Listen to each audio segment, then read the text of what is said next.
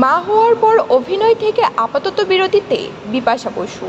মেয়ে দেবীকে কেন্দ্র করে আবর্তিত হচ্ছে তার জীবন। তবে এবার জীবনের নতুন অধ্যায়ে পা রাখতে চলেছেন বিপাশা। সম্প্রতি নিজেই এই তথ্য জানিয়েছেন খবর টাইমস অফ ইন্ডিয়ার। লেখক হিসেবে আত্মপ্রকাশ করবেন বিপাশা। অভিনেত্রী জানিয়েছেন তিনি একটি বই লিখবেন, গল্প বা উপন্যাস নয়, বইটি তার স্মৃতিকথা।